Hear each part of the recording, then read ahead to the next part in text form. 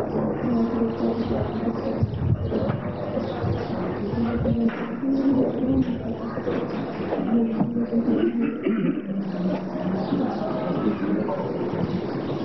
ہمارے اسلام کے وزن کے کویت سے یہ تشریف لائے ہوئے ہیں ایک فلم بنانے کے لیے آپ احباب کی درس کی سب 3 ہفتے ان کو ہوئے، ان کو روشنی چاہیے، اس کے تلاش میں آ رہے ہیں۔ جب بھی یہ آتے ہیں تو بادل آ جاتے ہیں۔ کچھ سالی تھی، بارش ہوتی نہیں تھی، زمیندار گئے حضرت صاحب کے پاس کہ کچھ کیجیے، بارش ہونی چاہیے۔ اچھا بھی تم مجبور کرتے ہو تو کیجیے، یہ میری گزری ہے، یہ سوکھتی نہیں، اس کو باہر دھوپ میں ڈال دو۔ انہوں نے دھوپ میں ڈالا، گرج کے بادل آیا اور خوب برسا دی۔ انہوں نے کہا یاد ہے یہ کیا بات ہے؟ کہنے لگے آج کل ساری شاید ایسا نہیں آنا ہے۔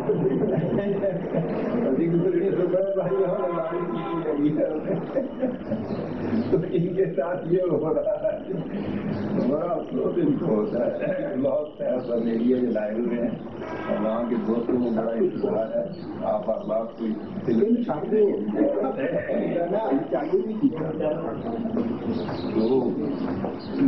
گزری پہنچ رہی ہو بارش ٹھیک ہے۔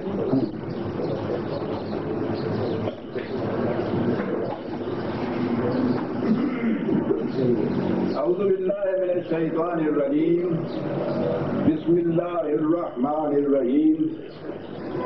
عزیزان من، آج مارچ 1981 کی 6 تاریخ ہے اور درس قرآن کریم کا آغاز سورہ المؤمن کی آیت 64 سے ہو رہا ہے۔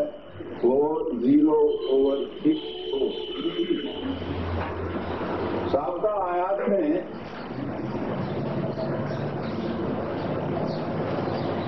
مخالفین کو بتایا گیا تھا کہ یہ جو تم ناحق ضد کرتے ہو، جہود کرتے ہو، دل تمہارا مانتا ہے لیکن اپنی ضد کی بنا پر زبان سے انکار کیے جا رہے ہو، انکار ہی نہیں کیے جا رہے، سرکشی برت رہے ہو، مخالفت سے اتر آئے ہو، میدان جنگ تک جانے کی تیاریاں کر رہے ہو۔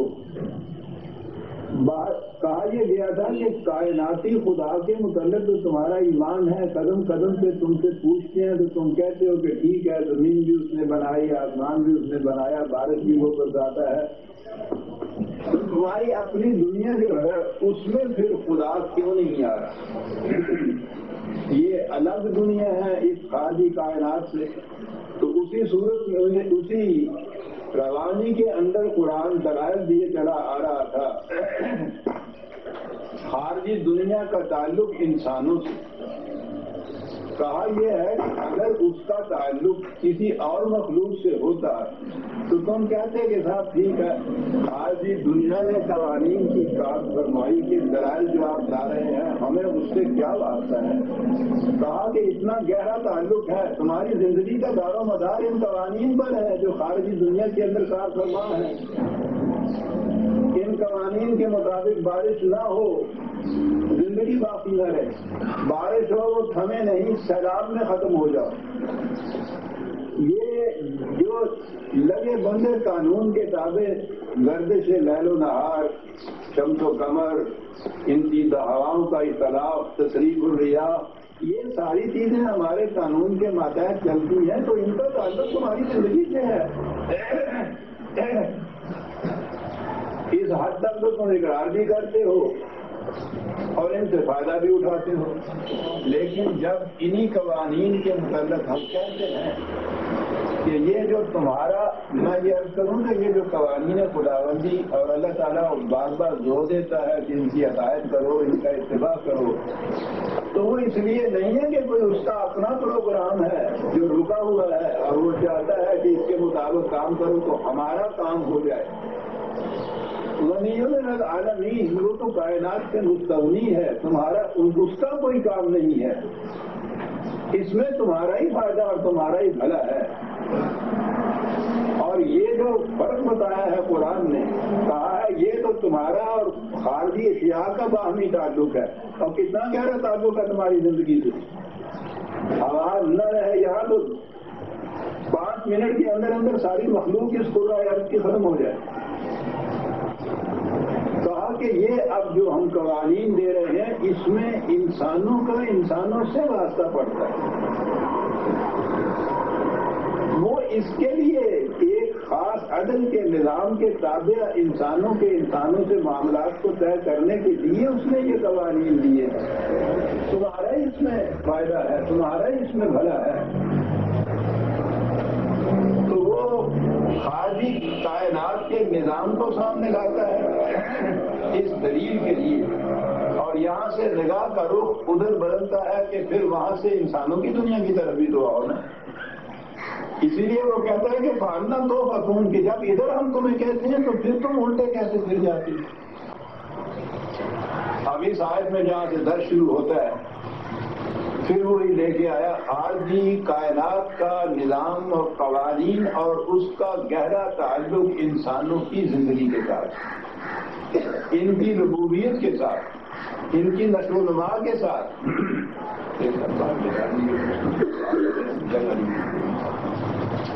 کہا کہ اللہ الذی جعل لکم الارض قرارا والسماء بناء وصورکم فاحسن صورکم ورزقکم من الطیبات. کہا خدا وہ ہے کہ جس نے اس ارض کو تمہارے لیے, اب یہ لفظ قرار آیا ہے, بڑے گہرے معنی کا شخص.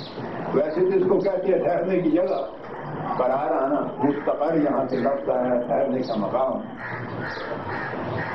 ایک تو ارض کو قرار, دو باتیں ہیں اس کے اندر. ارض اتنی تیزی سے گھوم رہی ہے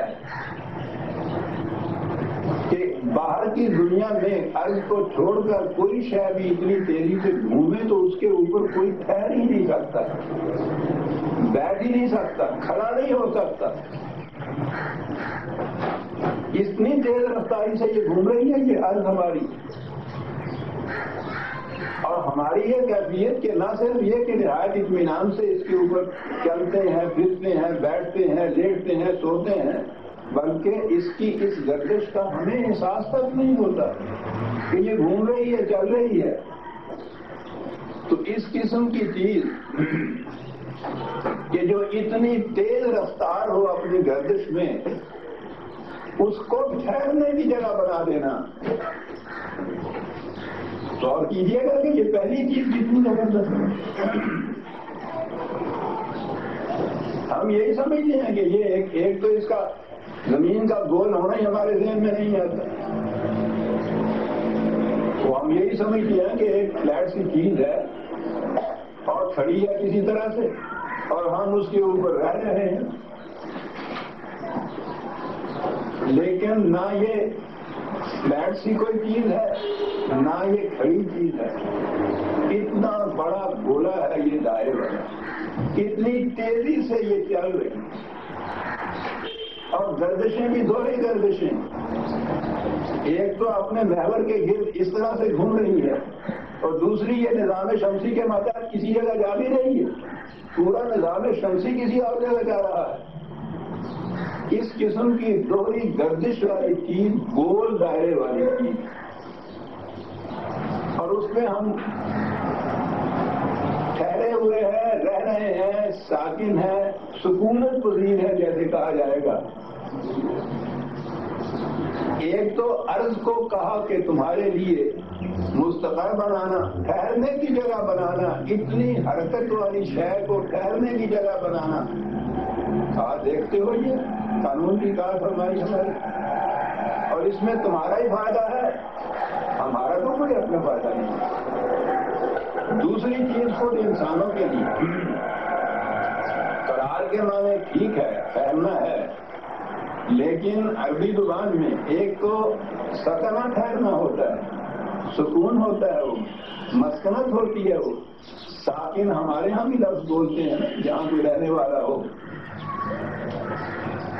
ایک ٹھہرنا ہوتا ہے کسی متحرک شے کا کہ وہ حرکت میں چلی آ رہی ہے, کسی مقام کے اوپر آ کے تھوڑے وقت کے لیے یوں ہی سستانے کے لیے رک گئی ہے. یہ جو اس طرح سے کسی متحرک شے کا، چلنے والی چیز کا کسی جگہ تھوڑے وقت کے لیے رک جانا ہوتا ہے، اسے قرار کہتے ہیں۔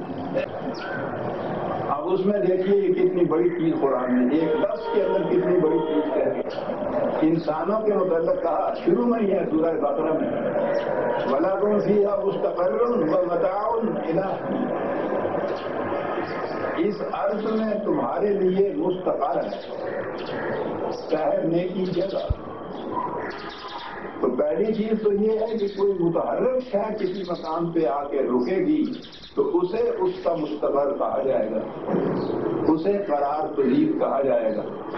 تو اب ایک لفظ میں یہ کہہ دیا کہ یہ زندگی جو ہے، یہ کاروان حیات پتہ نہیں کہاں سے کروڑوں سال کی ارتقائی منازل طے کرتا ہوا متحرک حرکت میں چلتا ہوا آ رہا تھا، تو وہ انسانی پیکر کے اندر یہ پہنچا، اور یہاں آنے کے بعد کچھ وقت کے لیے یہ رک گیا ہے، اور رکنے کے بعد اس نے تو پھر آگے چلنا ہے۔ قرار تو اسی صورت میں ہوگا کہ ایک متحرک شخص کہیں آ کر تھوڑے وقت کے لیے رکے اور پھر آگے چلے۔ پھر وہی جو قرآن نے کہا تھا نا کہ پھر ارض مستقر و متاع الی حین، وہاں کا تھوڑے سے وقت کے لیے تم نے یہاں رکنا ہے۔ تو گویا یہ زندگی بھی جو انسان کی اس عرض کے اوپر ہے، یہ قرار ہے، رکنا ہے، تھوڑے وقت کے لیے رکنا ہے۔ زندگی متحرک چلی آ رہی، جیسے یہ جو ہے کہ چلتے ہوئے کسی مقام کے اوپر رکنا، سورہ یاسین میں ہے وَالشَّمْسُ تَجْرِی لِمُسْتَقَرٍّ لَہَا۔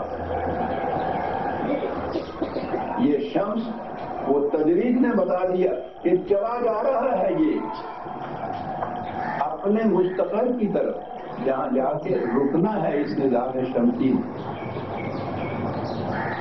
یہ جو چیز ہے ذالک تقدیر العزیز العلیم، یہ خدا کے متقرر کردہ پیمانے ہیں، قوانین ہیں جن کے متحد یہ سب کچھ ہو رہا ہے۔ شمس مستقر تجریل مستقر، اس سے بیشتر یہ نظام شمسی کے متعلق، پہلے تو مطلب اسی نظام تھا، اس کے متعلق تو یہ کہا ہی نہیں جاتا تھا۔ یہ اس دور میں آ کر جو فلکیات کے متعلق اب تحقیقات ہوئی ہیں، ان کی روح سے یہ چیز ہے کہ یہ شمس، یہ سورج اپنے کروں کو ساتھ لے کر، یہ جو نظام شمسی جسے کہتے ہیں، یہ ایک تو اپنے محور کے گرد اس طرح سے گھوم رہے ہیں ہر کرہ، اور پورے کا پورا نظام کسی اور طرف جا رہا ہے۔ یہ اس دور میں یہ تحقیق ہوئی ہے، اس سے پہلے اس کا تصور ہی نہیں تھا۔ زیادہ سے زیادہ اگر کہا گیا تھا تو وہی جو ان کی محوری گردش ہے اسی کے متعلق کہا گیا تھا، اور اس کے متعلق بھی یہ تھا کہ یہ سورج زمین کے گرد گھومتا ہے۔ یہ چیز بھی غلط تھی، لیکن اسے مانتے چلے آ رہے تھے، اور جب یہ پہلی دفعہ انہوں نے کہا ہے مطلب وغیرہ کہ نہیں، یہ سورج زمین کے گرد نہیں گھومتا، زمین اس طرح سے گھومتی ہے، تو آپ کو معلوم ہے کہ عیسائیوں نے ان کے خلاف جو مرتد ہونے کا فتویٰ عائد کیا تھا اور پھر اس کے بعد سزا دی تھی قتل کر دینے کی، تو وہ کیا بات تھی؟ عیسائیوں کے ذہن میں یہ تھا، اور پہلے سے جب کہا تھا کہ سارا نظام یا سورج زمین کے گرد گردش کرتا ہے، تو وہ اس لیے مان رہے تھے کہ زمین وہ ہے جہاں خدا یا خدا کا بیٹا آیا ہے، تو اس کو ساری کائنات کا مرکز ہونا چاہیے، تو اس لیے اس حد تک تو مطمئن تھے کہ یہ کائنات کا مرکز ہے جس پہ خدا کا بیٹا یا خدا خود یہاں آیا ہے۔ اور اگر یہ کہا جائے کہ نہیں صاحب یہ تو باقی کروں میں سے ایک کرہ ہے جس طرح باقی قرے اس طرح سے سورج کے گرد گردش کر رہے ہیں، یہ بھی اسی طرح سے گردش کر رہا ہے، اس کی وہ خاص منفرد اہمیت ختم ہو جاتی تھی، اس لیے انہوں نے اس کی مخالفت کی۔ یہ عقائد دیکھیے کہاں پہنچتے ہیں۔ اس نے تو آخری وقت میں بھی کہا تھا، جب اسے کہا ہے کہ کہہ دو کہ زمین ساکن ہے، ایسے ہی جیسے یہ پادری کہتے تھے، اس نے کہا تھا کیسے کہہ دوں جب میری آنکھیں دیکھ رہی ہیں کہ یہ متحرک ہے اور یہ سورج کے گرد گھومتی ہے، تو میں کیسے کہہ دوں کہ یہ ساکن ہے اور سورج اس کے گرد گھومتا ہے۔ سائنٹسٹ تو اس طرح سے حقائق کو دیکھتا ہے اور مذہب اس طرح سے اس کا بطلان کرتا ہے، تبدیل کرتا ہے۔ یہ نہیں کہ وہ سائنٹیفک طریقے سے کہتا ہے کہ آؤ تو میں دکھا دوں میں، بلکہ دلیل یہ ہے کہ اگر یہ مان لیا جائے کہ یہ زمین جو ہے اس کو منفرد حیثیت حاصل نہیں ہے، تو ہمارا عقیدہ جو ہے کہ خدا اور خدا کا بیٹا اس زمین کے اوپر آئے، اس لیے کائنات میں سب سے مرکزی مقام اس زمین کو حاصل ہے، وہ عقیدہ باطل ہو رہا ہے ہمارا۔ لیکن اس قسم کے عقائد ٹھہر کب تک کرتے؟ اس دور میں یہ کیا، آج سارے یہ کچھ مان رہے ہیں، سائنس تو حقائق پیش کر دی۔ قرآن نے کہا جعل لکم الارض قرارا، ارض کو دوسری جگہ کہا ہے کہ یہ دیکھتے نہیں ہمارا قانون کہ کس تیزی سے یہ گھوم رہی ہے اور کس اطمینان سے تم اس کے اوپر بیٹھے ہو۔ قرآن یہ بتا رہا ہے 1400 سال پہلے، اور یہ کل کی بات ہے جو عیسائی دنیا نے ان کے خلاف کو فتویٰ دے دیا۔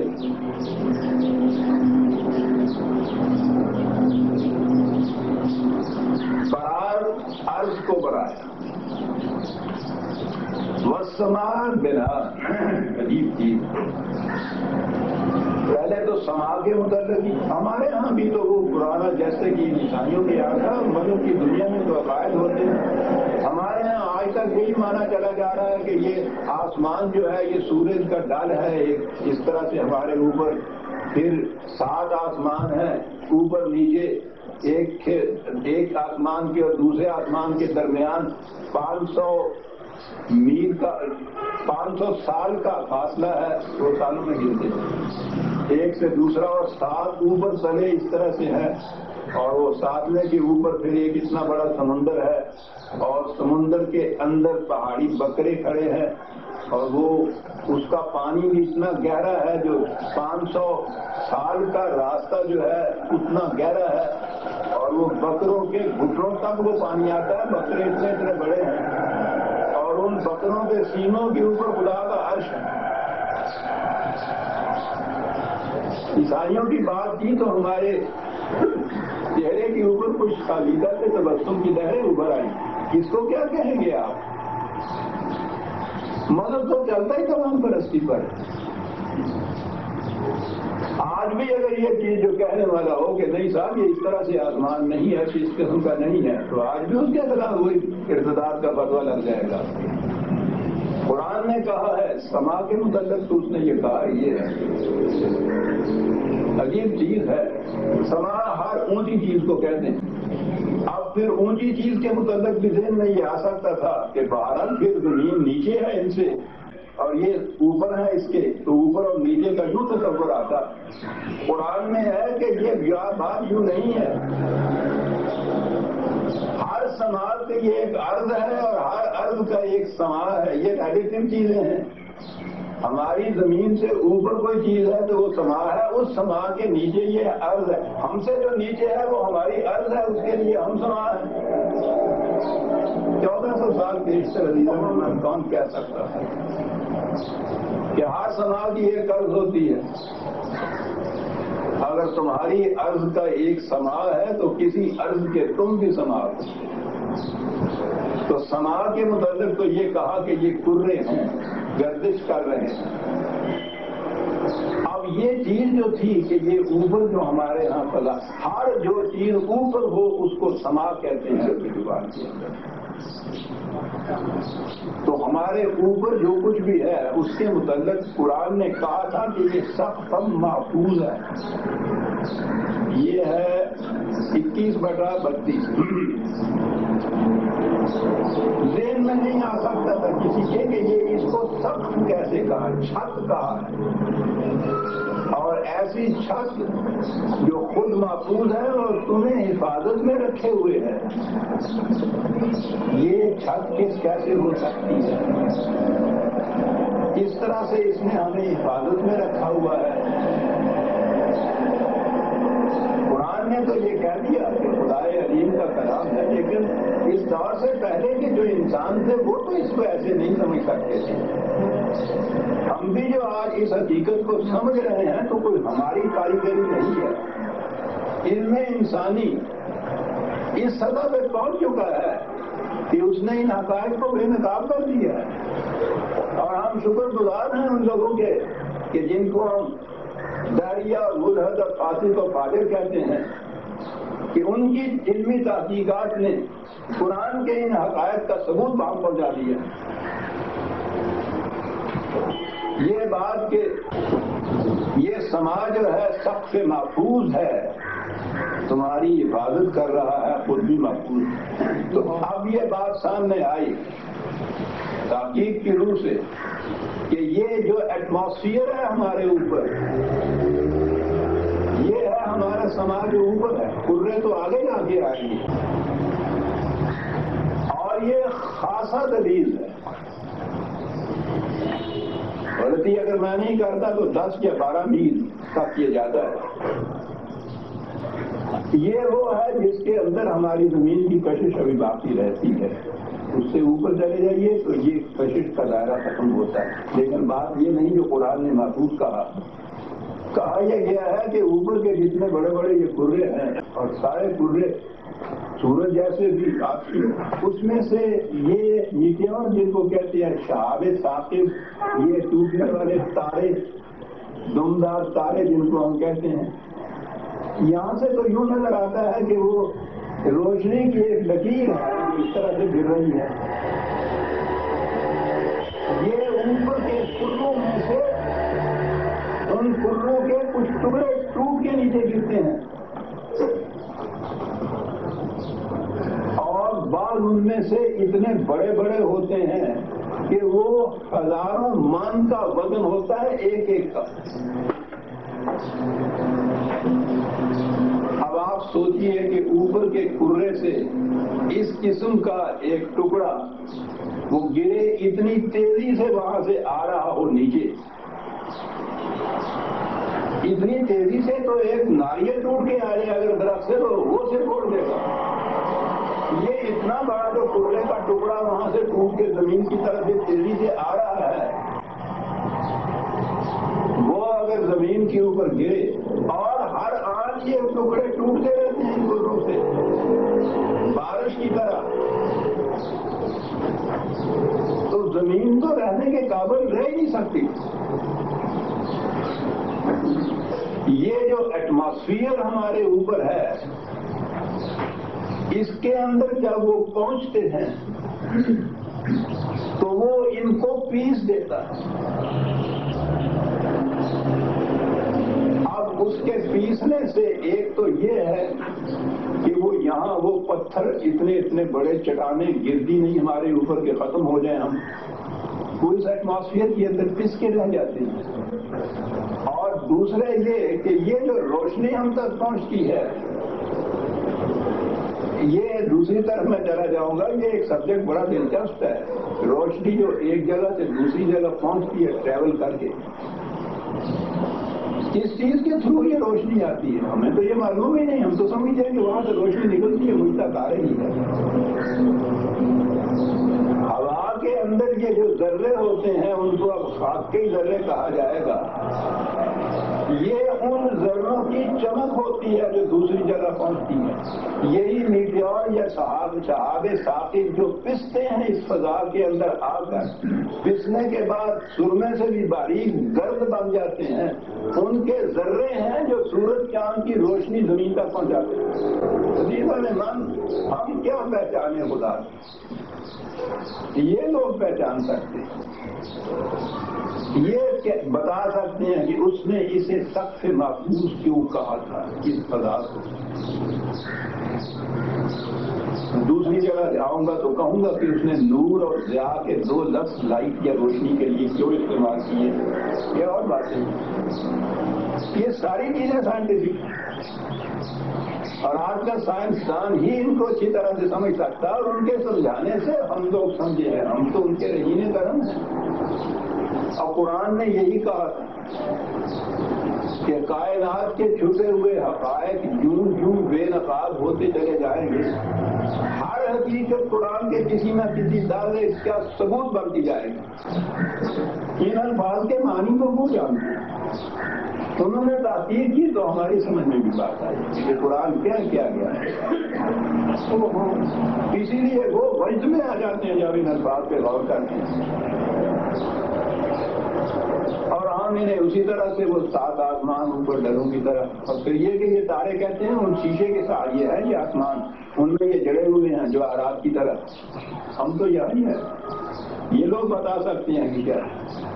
کہا یہ ہے خارجی کائنات، اور یہ ساری خارجی کائنات کو کسی سائنس کی کتاب کی طرح نہیں بتا رہا، وہ کہتا ہے کہ تم دیکھو تمہارے ساتھ اس کا کتنا تعلق ہے۔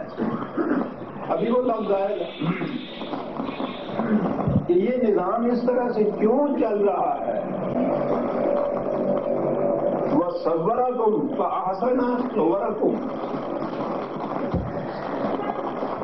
تمہیں ایک فارم دی۔ اب پھر یہ ایک بڑا گہرا مسئلہ آ جاتا ہے، کوئی شے محسوس طور پر وہی طور پر ہمارے سامنے اسی صورت میں آ سکتی ہے جب وہ کوئی فارم یا شکل اختیار کر لے۔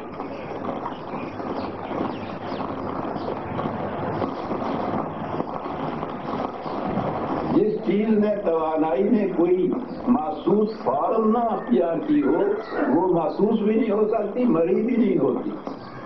زندگی ایک فارم کے اندر جب آئی ہے تو اس وقت ہمیں پتہ چلا ہے کہ یہ لائف ہے۔ یہ قرآن نے جو لفظ قرآن نے خدا کے لیے المصور کہا ہے تو اس کے معنی پینٹر نہیں ہے، تصویریں بنانے والا۔ اس نے کہا ہے کہ ایبسٹریکٹ چیزیں جو ہے جو اس طرح سے محسوس شکل میں تمہارے سامنے نہیں آتی، ان کو فارم دے دی گئی ہے جب وہ یہ محسوس چیزیں بنی ہیں تمہارے سامنے۔ اور تمہیں جو فارم دیا ہے قرآن نے، احسن صورکم، اس میں پرپورشن نہایت صحیح رکھی۔ دوسری جگہ انسان کے متعلق احسن تقویم بھی آیا ہے۔ احسن کے معنی ہیں بہترین پرپورشن لیے ہوئے، اعتدال کو لیے ہوئے۔ صحت کی ڈیفینیشن ہی قریب یہی کرتے ہیں کہ انسان کے اندر جتنی اخلاق ہیں ان کی اگر پرپورشن صحیح ہے اسے صحت کہتے ہیں، اور وہ توازن جب بگڑتا ہے کسی چیز کا اسے بیماری کہتے ہیں۔ علاج یہ ہے کہ وہ بگڑے ہوئے توازن کو درست کر دیا جائے، اسے احسن کہا ہے کہ ہم نے جو پیدا کیا ہے انسان کو بہترین اعتدال پہ توازن بہترین لیے ہوئے، یہ فارم اس کو عطا کی ہم نے۔ وَرَزَقَكُم مِّنَ الطَّيِّبَاتِ، پیدا کر کے چھوڑ نہیں دیا ہے، سامان ربوبیت فراہم کیا تمہارے لیے، رزق فراہم کیا تمہارے لیے، من الطیبات نہایت خوشگوار، طیب کے معنی مزاج کے مطابق نشو و نما دینے والا، خوشگوار، اس کے اندر ایستھیٹک ٹیسٹ بھی آ جاتا ہے، اس کے اندر نشو و نما کے سامان بھی پہنچ جاتے ہیں۔ اور عجیب چیز ہے، عربوں کے ہاں رزق کہتے تھے اس سامان نشو و نما کو جو بر وقت مل جائے۔ کیا بات چیز کہوں کی، بر وقت ملنا بھی بڑا ضروری ہے، ایک اس کا طیب ہونا ضروری ہے، اور ایک وہ رزق ہے کہ جو بر وقت مل جاتا ہے۔ بچے کے پیدا ہونے کے ساتھ ہی پہلی چیز تو ہوا ہوتی ہے جس میں وہ سانس لیتا ہے، پہلے موجود ہوتی ہے۔ رحم مادر کے اندر تو اب تک پتہ ہی نہیں چلا ہے کہ بچہ سانس کیسے لیتا ہے۔ سانس لینے کے لیے. اب اس کے بعد رحم مادر میں معلوم نہیں ہے کہ اس کی پرورش کس چیز سے ہوتی ہے. دودھ تو وہاں ہوتا نہیں. پیدا ہونے کے ساتھ ہی دودھ کے چشمے ابل پڑتے ہیں. کل تک جو وہاں دودھ نہیں تھا اس کے ساتھ ہی دودھ ہے، اور اس کے اندر انسٹنکٹ یہ ہے کہ وہ فوراً لپک کے چلا جاتا ہے ادھر. اسے کس نے بتا دیا؟ یہ ہے جسے رزق کہیں گے. سامان نشو و نما ہر وقت مل جانا اور طیب ہونا اس کا. کہا دیکھتے ہو یہ چیزیں جنہیں تم نے کہہ دیا کہ یہ تو خارجی کائنات ہے، اس میں اس کے قوانین ہیں، تو وہ ہمیں کیا تعلق کہنے لگا کہ دیکھو تو صحیح، شمس و قمر سے لے کے اور یہ دودھ کی دھاروں تک ان کا تعلق تم سے نہیں تو کس سے تعلق ہے؟ آپ یہ نظام ذرا بگڑ جائے تو تم باقی بھی رہ سکتے. یہ سب کچھ کہنے کے بعد کہا ظالم اللہ و رحمت. اور یہ ہے تمہارا وہ اللہ جس کی طرف ہم توجہ دلاتے ہیں، ظالم اللہ، اور اس کی صفت ربکم، تمہیں نشو و نما دینے والا. ان ذرائع سے وہ تمہیں نشو و نما دیتا ہے. یہ ہے تعلق اس خارجی کائنات کا انسانی زندگی کے ساتھ. ربکم بہت اچھا جی، ہمارا ہی رب کہا نہیں، فتبارک اللہ رب العالمین. تمہارا ہی نہیں، تمام کائنات، تمام اقوام. اور پھر وہ تبارک کا آپ میں نے بتایا تھا اگلی دفعہ، برکت کا لفظ جو ہے ان کے یہاں عجیب چیز. کوئی شے جو اپنے مقام کے اوپر مستحکم بھی ہو اور اس میں نشو و نما بھی ہو رہا ہو. جیسا پودا اپنے مقام پہ مستحکم ہوتا ہے اور بڑھتا بھی چلا جاتا ہے. یہ جو اس قسم کی نشو و نما ہوتی ہے کہ وہ مستحکم ہو اپنے مقام کے اوپر اور اس کے ساتھ بڑھتا پھولتا پھلتا بھی چلا جائے، اس کو برکت کہتے ہیں. تبارک اللہ، خدا کا کائناتی قانون اپنے مقام کے اوپر محکم اٹل مستحکم، اور اس کے ساتھ ہی ثبات کے ساتھ تغیر، پرماننس اینڈ چینج.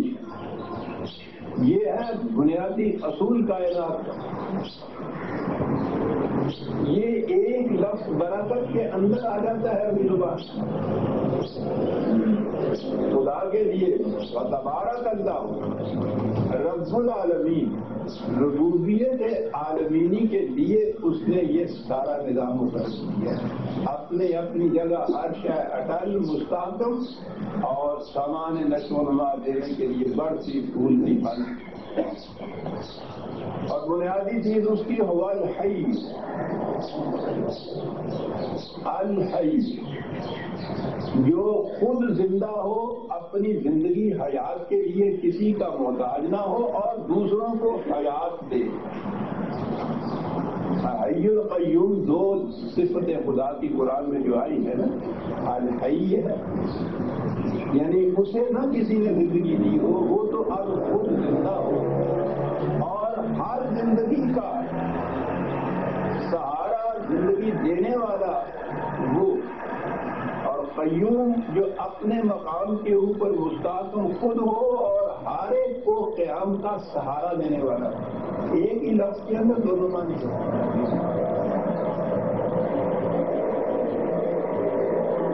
حی القیوم یا هو الحی لا الہ الا هو. کہو اس کے سوا کوئی اور بھی ہے جس کا اقتدار ہو اس کائنات کے؟ اب جتنی چیزیں پہلے کہی گئی ہیں کوئی بھی اس سے انکار نہیں کر سکے گا کہ واقعی یہ صاحب اقتدار وہی ہو سکتا ہے جس نے یہ قوانین بنائے اور جو ان کو اس حسن و خوبی سے چلا رہا ہے. میں نے عرض کیا ہے کہ یورپ کے ریلیجس لوگ جو مذہب پرست نہیں ہیں وہ سب کے سب اس حقیقت کو تسلیم کرتے ہیں کہ یہ قوانین کسی کے بنائے ہوئے ہیں، اس قدر اٹل اور مستحکم طریقے سے چل رہے ہیں. لا الہ الا اللہ. بس فرق اتنا ہی ہے کہ وہ خارجی کائنات میں ان قوانین کی ہمہ گیری اور اقتدار کو تو تسلیم کرتے ہیں، انسانوں کی دنیا کے اندر آتے ہیں تو یہاں آنے کے بعد پھر وہ یہ کہتے ہیں کہ نہیں، یہاں کسی بلند و بالا قانون کی ضرورت نہیں، یہاں انسان اپنے بنائے ہوئے قوانین کے تابع زندگی بسر کرے گا.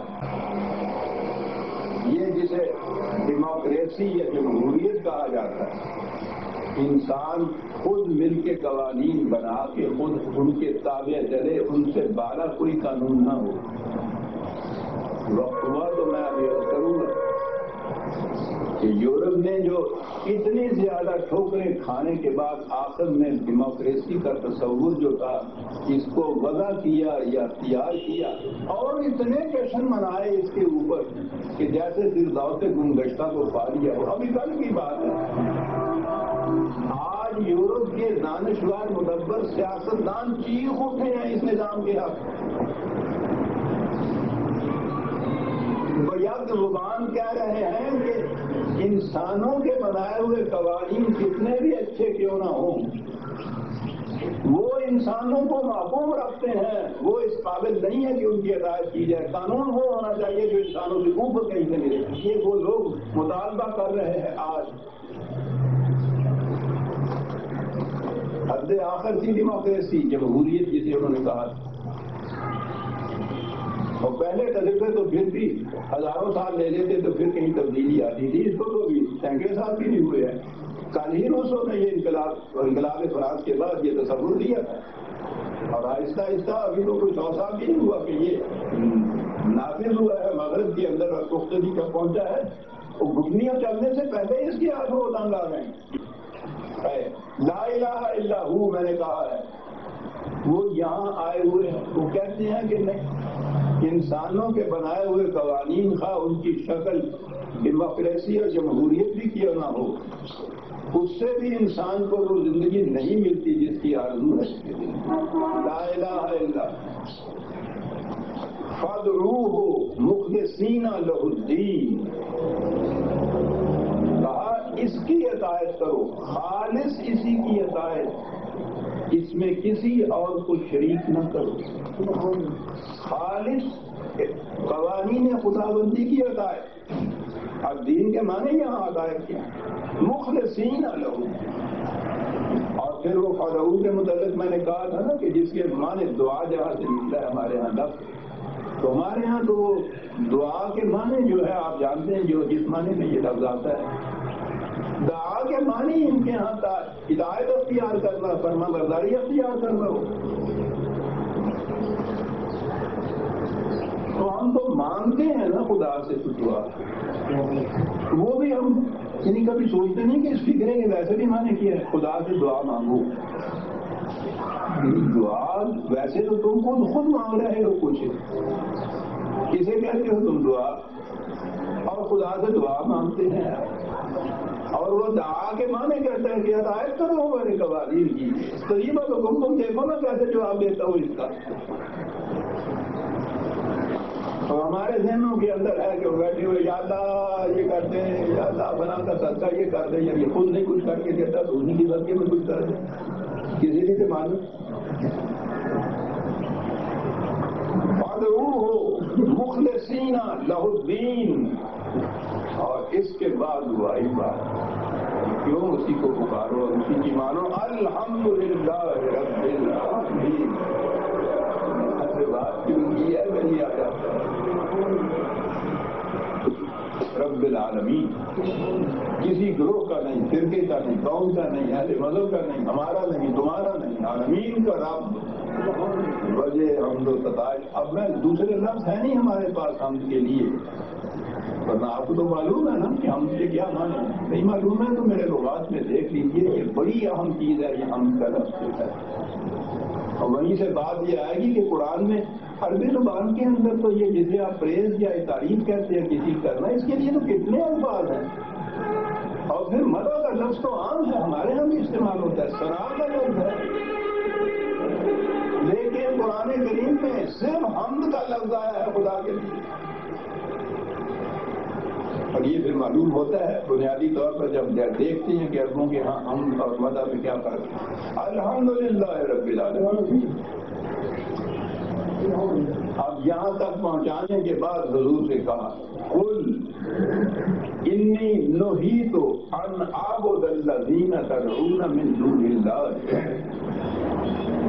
اس نے کہا کہ ان سے کہہ دو میں تمہیں منع کرتا ہوں، روکتا ہوں اس بات سے کہ جن کی اطاعت کرنے کے لیے تم جان ہو یا اطاعت کرتے ہو خدا کو چھوڑ کر، میں روکتا ہوں کہ ان کی اطاعت مت کرو، منع کرتا ہوں۔ جو نہیں کا لفظ آتا ہے نا، نہیں انل کوشا، امر بالمعروف اور نہیں انل منکر، اس کے معنی روکنے کے ہوتے، اور روکنا صرف بات و نصیحت سے نہیں ہے۔ جس طرح امر بالمعروف کے اندر حکم دینے کی بات ہے، قانوناً ایک چیز کا معروف کو قانوناً منوانے کی بات ہے، نہیں کے معنی بھی یہی کہا کہ مجھے انی نہیت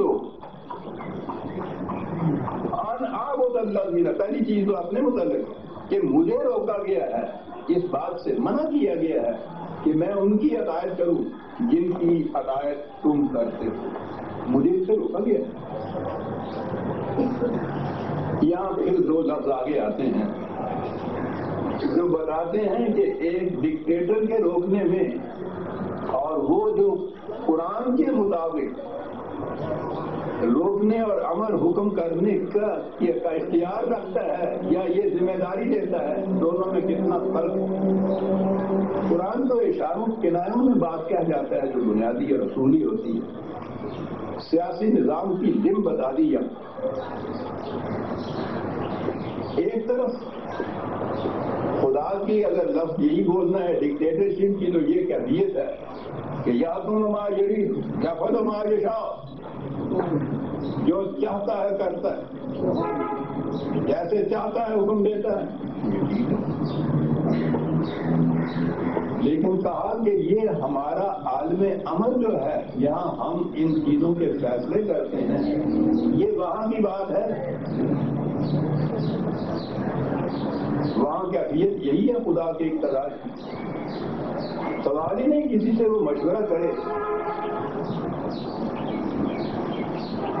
سوال ہی نہیں کہ کسی کو وہ بتائے کہ میں یہ کیوں کرتا ہوں، وہ تو وہ عالم امر ہے۔ اس نے کہا جو عالم امر ہمارا ہے، یہاں یہ پین سارے تیار کرتا ہے خدا، یہ وہاں کی بات ہے۔ یہاں عالم خلق جب اس نے مخلوق یہاں پیدا کر دی ہے تو یہاں ساتھ ہی کہا کہ ہم نے یہ کائنات کی تخلیق کی اور قدرنا و تقدیرا، اور اس کے لیے قوانین بنا دیے۔ اتنا بڑا، وہی میں پھر کوٹیشن میں کہتا ہوں ڈکٹیٹر عامر یا حکم مایوید والا، تو جب یہاں تمہارے لیے کوئی حکم دے گا تو ٹھیک ہے، اس کا حکم ہے، ڈکٹیٹر کا حکم ہے، لیکن آپ کو معلوم ہے کہ اس نے یہ کیا کہا ہے؟ اس نے کہا ہے کہ ہم نے کتاب نازل کی، احکام اور قوانین کے مجموعہ کتاب نازل کی اور حکمت بھی ساتھ ہم نے نازل کی، ہر قانون کی ڈیوائڈ آف اٹ بھی ہم نے ساتھ بتایا، ریزن دیا اس کے لیے، یہ بتایا کہ کیوں ہم نے یہ حکم دیا ہے۔ اب یہاں فرق آ گیا، ڈکٹیٹر یہ نہیں بتاتا کہ کیوں کہا، ہمارا حکم ہے یہ ماننا، وہ کتاب تو دیتا ہے، حکمت نہیں دیتا۔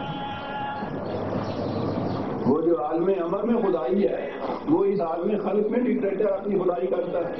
یا تم ہم آگے یا خود ہم آگے جاؤ، ہم جیسا چاہے حکم دیں گے، جو جی میں آئے گے ہم کریں گے۔ وہ کہتا ہے کہ یہ تو اختیار خدا بندی ہے، اور خدا نے بھی اس کو اپنے یہاں محدود رکھا ہے عالم امر کے لیے۔ خدا بھی تمہاری انسانوں کی دنیا کے اندر جب قانون بناتا ہے تو کتاب کے ساتھ حکمت نازل کرتا ہے۔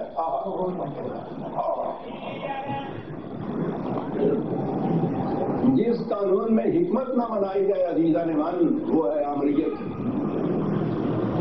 اور ہماری انسانوں کی دنیا میں تو خدا جیسا عامر مطلق بھی اپنے آپ کو عامر کی حیثیت سے نہیں لاتا، وہ کتاب کے ساتھ حکمت خود نازل کرتا ہے۔ یہ ہم نے کہا ہے، کیوں کہا ہے، اور تمہیں بتائیں کیوں کہا ہے، کیا ریزن ہے اس کے لیے، کیا دلیل ہے اس کے لیے۔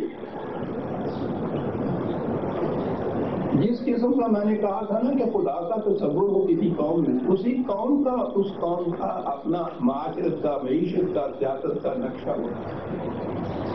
اگر وہ خدا کے حکم پہ چلنے والی قوم ہے، میں اس کا کہہ رہا ہوں، اپنا نہیں کہہ رہا۔ ہم نے سے تو حاشا اپنے آپ کو خدا سمجھا۔ جس قوم کے سامنے خدا کا یہ تصور ہو کہ وہ کتاب دیتا ہے اور ساتھ حکمت دیتا ہے، عزیزان من، ان کا سیاسی نظام 2 لفظوں کے اندر طے ہو جاتا ہے۔ کتاب ان کی، اس قوم کی، قانون کا ضابطہ خدا کا دیا ہوا، انسانوں کا نہیں۔ وہ کہتا ہے کسی انسان کو اس کا حق ہی حاصل نہیں کہ کسی دوسرے انسان سے اپنا حکم منوائے، حتیٰ کہ وہ کہتا ہے کہ ماں کا نہ بشر نے یوتی اللہ الکتاب والحکم والنبوۃ ثم یقول للناس کونوا عبادا لی من دون اللہ۔ کسی انسان کو اس کا حق حاصل نہیں، خواہ اسے قانون سازی کے اختیارات ہوں، انتظامیہ کے ہوں، وہ نبی بھی کیوں نہ ہو، کہ دوسرے انسان سے کہو کہ میرے معصوم بن جائے۔ اللہ کتاب تو یہ، اور اس کے ساتھ حکمت۔ بات یہاں کیسے آئی؟ قل انی نہیت ان اعبد الذین تدعون من دون اللہ، مجھے اس سے روکا گیا کہ میں ان کی اطاعت نہ کروں، کسی انسان کی اطاعت نہ کروں، انسانوں کے خود ساختہ کسی قانون کی اطاعت نہ کروں، صرف قانون خدا بندی کی اطاعت کروں۔ کہا ہے کہ مجھے یہ کہا گیا ہے لما جاءنی البینات من ربی، اور اس نے صرف مجھے حکم ہی نہیں دے دیا ایک آمر کی طرح، مجھے اس کے لیے دلائل دیے ہیں اس نے کہ کیوں نہ کروں۔ اللہ لما یہاں دیکھیے کہ قرآن کہہ رہا ہے، جب اس نے اس کے لیے مجھے ریزن دکھائی اور پھر اس کی حکمت، اس کے دلائل جب دے دیے ہیں، تو یہ دینے کے بعد مجھے منع کیا ہے کہ ایسا نہ کرنا۔ لما جاءنی البینات من ربی، اور یہاں پھر کہا گیا ہے وَأُمِرْتُ أَنْ أُسْلِمَ لِرَبِّ الْعَالَمِينَ، مجھے یہاں حکم دے دیا گیا ہے کہ میں خدائے رب العالمین کے احکام کے سامنے جھک جاؤں۔ آپ دیکھتے ہیں کہ وہ خدائے قادر مطلق، وہ انسانوں سے جب ہدایت کراتا ہے اپنے احکام کی تو کس انداز سے کراتا ہے؟ رسول تک کو وہ بینات دیتا ہے، دلائل دیتا ہے، فراہم کرتا ہے، اس کی دیوائیاں بھی بتاتا ہے، حکمت اس کی بتاتا ہے، قائل کرتا ہے، اور اس کے بعد یہ کچھ کہنے کے بعد انسانوں سے کہتا ہے تمہارا جی چاہے تو مانو، نہیں جی چاہتا مانو گے تو کچھ تمہارا ہی بھلا ہو، نہ مانو گے تمہارا نقصان ہو۔ اب یہ دیکھیے ان کے بھلے اور ان کے نقصان کی بات کر رہا ہے، قانون دے رہا ہے، ساتھ حکمت دے رہا ہے، اس کے اغراض سمجھا رہا ہے، اس کے دلائل دے رہا ہے، کاہے کے لیے؟ ان کے بھلے کے لیے، رب العالمین جو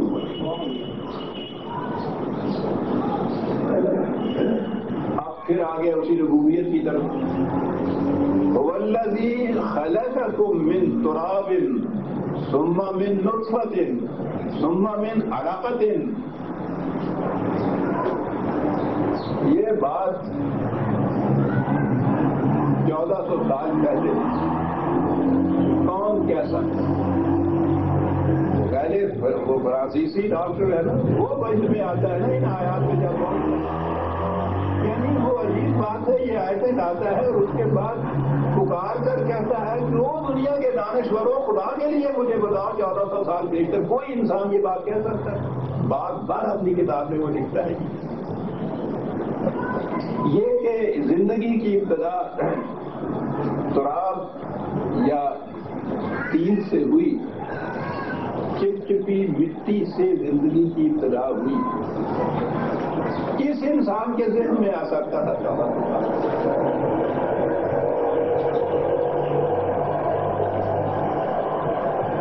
ساری دنیا کے اندر مذاہب کا حکومت، اور مذاہب بھی وہاں یہود اور عیسائیوں کی تھی. ان کے ہاں تو وہی چیز تھی کہ تورات کے مطابق وہ مانتے تھے کہ ایک پتلا کسی طرح سے مٹی کا بنایا اللہ میاں نے، جس کو بابا آدم کہتے ہیں، ان کی پسلی سے ایک عورت نکالی، اب یہ جوڑا بنا، تو جب جوڑا بن گیا نا تو پھر تو آسان ہو گیا نا معاملہ آگے. خیر کافی مشکل تھی، وہ انہوں نے اس طرح سے وہاں حل کیا ہوا تھا. تو ساری دنیا میں تو یہی چیز پھیلی ہوئی. یہ چیز کے نفس واحدہ سے تمہاری تخلیق کی ابتدا ہوئی.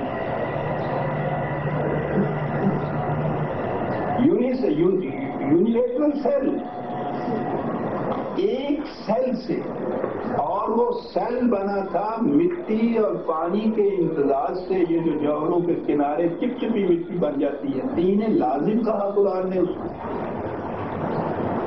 کہ اس سے پہلا لائف سیل وجود میں آیا، اور پھر وہ یہ ارتقائی منازل طے کرتا ہوا آگے گیا اور پھر وہ منازل طے کرتا ہوا اس منزل میں آ گیا جہاں پھر یہ نر اور مادہ کے اختلاط سے آگے وجود میں آتی ہے پیدائش کی چیزیں. نطفہ من علقۃ، رحم کے اندر کی کیفیتیں بیان کر. اس زمانے میں تو یہ چیز بھی ابھی جو طبیب اور حکیم تھے ان کے ذہن میں بھی یہ چیزیں نہیں تھی کہ رحم کے اندر کیا تغیرات ہوتے ہیں، جس طرح سے کہ یہ پھر بچہ وجود میں آتا ہے، یہ شکل اختیار کرتا ہے. قرآن نے یہ اسٹیجز بھی دی ہے. ثم یخرجکم طفلا، پھر ایک یخرجکم، اس کائنات کی دنیا کے اندر تم باہر آتے ہو ایک بچے کی شکل میں. ثم لتبلغوا اشدکم ثم لتکونوا شیوخا. اب دیکھیے، اب زندگی نے ارتقائی منازل ایک فرد کے اندر شروع کی. بچہ ہے، بڑا ہوا، جوانی تک پہنچا، بڑھاپے تک پہنچا. ومنکم من یتوفی من قبل ولتبلغوا اجلا مسمى ولعلکم تعقلون. کیا آہستہ آہستہ ارتقائی منازل طے کرتے ہوئے بہت سے تم میں سے اس سے پہلے ہی وفات پا جاتے ہیں، بہت سے جوانی تک پہنچتے، بہت سے بڑھاپے تک پہنچتے، نشو و نما ہوتی ہے، عقل و شعور کی منزلیں آتی ہیں. سب سے بڑی چیز جو انسان کو دی گئی ہے وہ تو عقل و شعور ہے. حیوانات تک تو صرف انسٹنکٹ ہوتی ہے، جبلت ہوتی ہے جو ان کے اندر ہوتی ہے. یہ انسان ہے کہ جس کو عقل و شعور دیا گیا، یہ خصوصیت اس کی بتائی گئی. کہا یہ چیزیں تو سب تمہارے سامنے ہوتی ہیں. والذی یحیی و یمیت، اب وہی ہے کہ جو قانون جس نے زندگی کا اور موت کا قانون بنایا. زندگی حاصل کیسے ہوتی ہے، قائم کیسے رہتی ہے، پھر یہ چنگاری بجھ کیسے جاتی ہے. لیکن وہ بجھتی نہیں ہے، راک کے نیچے دب جاتی ہے، آگے چلتی ہے. زندگی تو ختم نہیں ہوتی. یہ تو زندگی کا پیسہ جسے انسان کا جسم کہتے ہیں، یہ ڈسنٹیگریٹ ہوتا ہے، اسے موت کہا جاتا ہے. والذی یحیی و یمیت فاذا قضى امرا فانما یقول له کن فیکون. کہا یہاں تک کی اسٹیجز تو وہ ہے کہ جنہیں تم دیکھ سکتے ہو، دکھا سکتے ہو، سائنس کے دائرے میں آ جاتی ہیں، انسٹرومنٹ کے ذریعے سے تم آنکھوں سے بھی ان چیزوں کو دیکھ سکتے ہو. لیکن جب یہاں پہنچو کے ساتھ ابتدا کیسے ہوئی تھی اس کائنات کی، یہاں تمہاری کوئی علم، کوئی حکمت، کوئی آنکھ اس کو نہیں دیکھ سکتی، بتا نہیں سکتی کہ ایک شے عدم سے وجود میں کیسے آتی. کہا یہ ہے ہمارا وہ عالم امر جس کو ہم نے کہا ہے کہ وہاں ہماری کیفیت یہ ہے. اب یہ جو لفظ ہے نا انما یقول لہ کن فیکون، کن فیکون کے تو معنی ہمارے یہاں سن دیے جاتے ہیں نا کہ مثلاً اس نے یہ کہا کہ آدمی بن جائے، اس نے کہا بن جا، تو وہ اس طرح سے ایک آدمی بن گیا۔ اس نے کہا کہ وہ حضرت صاحب آم چاہیے، حضرت صاحب نے یوں کیا، آم کا پودا سامنے آ گیا۔ یہ بات نہیں کن فیکون کی، معنی یہ ہے کہ جب کسی شے کا ہم پلان کر لیتے ہیں اس کے متعلق تو اس کی پیدائش کا آغاز ہو جاتا ہے۔ یہ جو آغاز ہے اس کی پیدائش کا، یہ بات تمہارے ہیتا علم میں نہیں آ سکتی، کیونکہ وہ نتھنگنس سے بین میں آیا، عدم سے وجود میں آیا۔ تو جو شے عدم تھی وہ تمہارے ذہن میں آ کیسے سکتی؟ تم تو موجود کے متعلق ہی کچھ کہہ سکتے۔ یہ ہے وہ ہمارا عالمی عمل، لیکن اس میں ابتدا ہوتی ہے کسی شے کی، بنی بنائی ہوئی شے وجود میں نہیں آ جاتی۔ کہا کہ یہ ہے وہ قوانین ہمارے، یہ ہے کائناتی دنیا کا قانون جس کو یہ سارے مانتے، تسلیم کرتے، ثابت کرتے چلے آ رہے ہیں۔ اور جب تم ان کی اپنی دنیا کی طرف آ کے ان سے کہتے ہو، یہاں یہ پیٹ ہو کے چل دیتے۔ سارا جھگڑا ہی اتنا ہے عزیزان من، قرآن میں پہنچنے کے بعد وہ ایک حصہ ایسا ہے کہ جس کو سب مانتے ہیں، وہاں سے وہ بات ہی نہیں کرتا ہے کہ جب یہاں تم قانون کی کار فرمائی اس طرح سے دیکھتے ہو، اقرار کرتے ہو، تسلیم کرتے ہو، اقرار کرتے ہو، تو انسانوں کی دنیا میں آ کے پھر علم طرح الذین یجادلون فی آیات اللہ، ان لوگوں کو دیکھو کہ وہاں تک تو مانتے چلے آئے، یوں ہم نے انسانوں کی دنیا میں آگے کچھ کہا اور یہاں انہوں نے جبردستی کر دیا۔ ان سے کہو انا یصرفون، کہاں لوٹ کے چلے جا رہے ہیں؟ کائناتی قوانین سے اور یہاں کی کار فرمائیوں سے تو تم لوٹ کے کہیں پلٹ کے جا ہی نہیں سکتے، یہی تم نے رہنا۔ نہ تم انکار کر سکتے ہو کہ ہوا کے بغیر ہم زندہ رہ سکتے ہیں، زندہ رہ سکتے ہو، کہاں جا سکتے ہو، اور یہاں آنے کے بعد تم پھر پلٹ جاتے ہو۔ یہ ہے وہ تقریب والذین کذبوا بالکتاب وبما ارسلنا به رسلنا۔ یہی جو قرآن یا یہ جو سامنے ہے ہم ذاتہ قوانین، یہ اسی کی تقریب نہیں کر رہے۔ قرآن یہ کہتا ہے کہ دین کے اصول پہلے دن سے آخری وقت تک وہی تھے جو ہم دیتے چلے آ رہے ہیں۔ پہلی وحی میں بھی دین کے وہی اصول دیے تھے جو آخری وحی میں دیے گئے، ان کی تفاصیل میں جزیات میں فرق ہوتا گیا۔ یہ کہہ رہے ہیں کہ جب یہ اس ضابطۂ قانون کی تکذیب کرتے ہیں، انکار کرتے ہیں، جھٹلاتے ہیں، تو اس کے یہ معنی ہیں کہ پہلے رسول سے لے کے آخری رسول تک جو کچھ ہم نے دیا تھا ان سب کی انکار کرتے ہیں اور سب کی تکذیب کرتے ہیں، ایک ہی نہیں کرتے۔ پہلے کتاب تو سب سے پہلے اس کے اندر آ گئے، ان سے پوچھیے تو یہ صحف ابراہیم و موسیٰ تک مانتے ہیں، حضرت عیسیٰ علیہ السلام تک کے مانتے ہیں زبان، اور ان کے پاس ہے نہیں، ہوا خود تسلیم کرتے ہیں کہ ہمارے پاس اپنی اصلی شکل میں نہیں ہے۔ یہ جو اصلی شکل میں پیش کیا جاتا ہے تو اس سے انکار کرتے ہیں، اس کے معنی یہی ہے کہ وہ جو اصلی شکل میں ان سے آیا تھا اس سے انکار کرتے ہیں، اس کی تکذیب کرتے ہیں۔ فَسَوْفَ يَعْلَمُونَ، میں نے عرض کیا تھا نا کہ ہم تو ہر کام کے نتیجے کو قیامت تک اٹھاتے ہیں۔ قرآن تو سوفا کہتا ہے، اس بات والے جانتے ہیں، جلدی معلوم ہو جائے، عنقریب یہ بات ہو جائے گی، وہاں یہ کہا جاتا ہے، تو جلدی ان کو پتہ چل جائے گا کہ ان قوانین کی تکلیف سے کیا ہوتا ہے، کیا نتیجہ نکلتا ہے، بہت جلد معلوم ہو جائے گا۔ اذا الاغلال فی اعناقہم والسلاسل یسحبون فی الحمیم ثم فی النار یسجرون، وہی اس کا تمثیلی انداز جو ہے،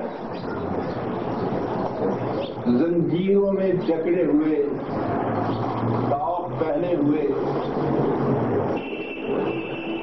جب جب یہ حاضر ہوں گے، یہاں تو یہ بتایا کہ وہ جہنم کی زندگی جو ہے، جہنم تو میں اس سے پہلے بتا چکا ہوں آپ کو، اس دنیا کے اندر بھی جہنم کی زندگی وہ بتاتا ہے، ذلت اور پستی کی زندگی، معصومیت کی زندگی، خواری کی زندگی، خزیًا فی الحیات دنیا کی زندگی، دوسرے انسانوں کے احکام کی زنجیروں میں جھگڑے ہوئے، ان کی معقولیت کے ٹاپ پہنے ہوئے، کہا ہے کہ ان میں یسحقون، یہ وہاں سے اس قدر ان کو دہشت واقع ہوگی کہ چل کے وہاں جا نہیں سکیں گے، ان کو گھسیٹ کے وہاں لایا جائے گا۔ جی یہ نتائج ہوتے ہیں خدا بن جانے، گھسیٹ کر لایا جائے گا، جھونک دیے جائیں گے اس تباہی کے جہنم میں۔ ثم قیل لہم این ما کنتم تشرکون، پھر کہا جائے گا کہاں ہیں وہ جنہیں تم خدا بنا بیٹھے تھے اپنے، جن کے احکام کی ہدایت بغیر یہ پوچھے کہ اس کی حکمت اور ریزن کیا ہے تسلیم کیے چلے جاتے تھے۔ پوچھیں گے ہم کہ بتاؤ وہ کہاں ہے، من دون اللہ، خدا کے احکام کی ہدایت نہیں کرتے۔ من قرآن نے ہر جگہ یہ کہا کہ خدا کے سوا کسی اور کے قانون اور حکم کی ہدایت جو ہے یہ شرک ہے۔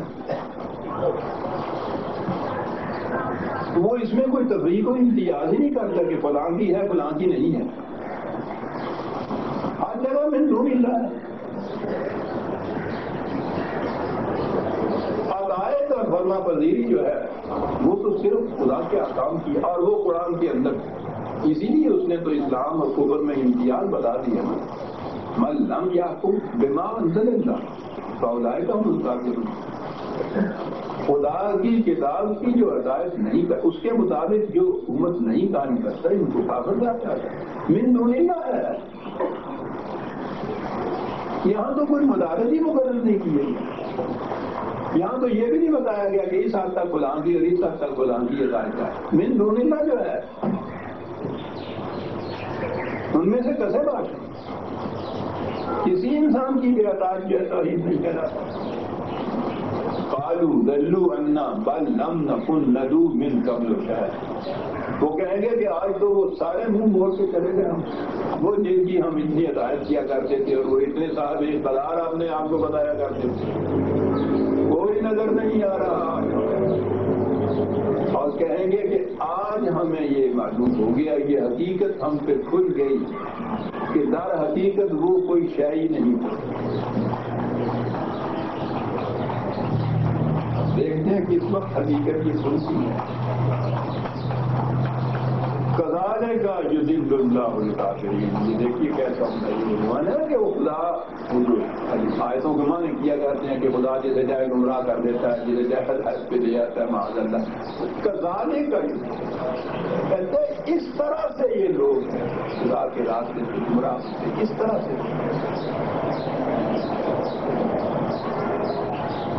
ذالکم بما کنتم تفرحون فی الارض بغیر الحق وبما کنتم تفرحون، کہا کہ یہ اس لیے تمہارا حشر ہوا ہے کہ تم زمین میں تکبر کرتے تھے، اکڑے ہوئے پھرتے تھے، لیکن دنیا میں بڑائی یا کبریائی حاصل کرنا یہ بری بات نہیں ہے۔ یہ تو عیسائیت اور آپ کا تصوف ہے جو اس چیز کو یہ کہتا ہے کہ یہ بری بات ہے۔ قرآن کہتا ہے بغیر الحق، الحق کو چھوڑ کے جو کبریائی اور تفریح حاصل کرتے ہیں انسان، وہ ہے قابل مذمت جس کا یہ کو کسی کا اختیار نہیں۔ الحق ساتھ رکھا جائے، اور الحق خدا کی کتاب ہے، خدا کی کتاب کے مطابق تم بڑائی حاصل دنیا میں کرو، تو یہ تو ایسی چیز ہے کہ جو ضرور کرنی چاہیے۔ تم الاعلون ان کنتم مؤمنین، سب سے زیادہ بلند ترین مقام کے اوپر تم ہو اگر کتاب اللہ کی ہدایت کرو گے۔ تو یہ جو علو ہے مرتبت کا، یہ جو کبریائی حاصل ہوتی ہے الحق کے ساتھ، وہ نہ صرف یہ کہ وہ جائز ہے بلکہ یہ تو فرض ہے اس امت کا کہ حاصل کرے اس مقام کو۔ لیکن حد کو چھوڑ کے جو کسی قسم کی بڑائی کبریائی حکومت تکبر استبداد اختیار کیا جائے وہ ہے جسے کہا ہے کہ ہم ان سے کہیں گے ادخلوا ابواب جہنم خالدین فیہا فبئس مثوى المتکبرین. یہ دیکھا کہاں متکبرین الحق کے بغیر خدا کے احکام کے بغیر دنیا کے اندر بڑائی اور کبریائی اور تکبر اور اقتدار حاصل کرنا یہ ہے. ہم کہا جائے گا کہ جاؤ جہنم کے دروازوں. یہ وعدہ نہیں ہے, کئی دروازے ہیں جہنم کے. شاید اس لیے کہ بہت سی بھیڑ ہوگی یا ان کے بھی درجے اور طبقات ہوتے ہیں. نظر آتا ہے مختلف مدارس میں تقسیم کر کے ان کو اہل رقبت کو اہل اقتدار کو الگ الگ دروازوں سے, لیکن دروازے ہی الگ ہیں, اندر جہنم ایک ہی ہے. کسی طریق سے اور کسی دروازے سے بھی داخل کیا جائے وہاں تو اندر کون کے تو پھر جہنم ایک ہی ہے. سورہ المومن کی آیت 76 تک ہم آگے دیوان من 77 سے آگے دیں گے. وقت ہو گیا.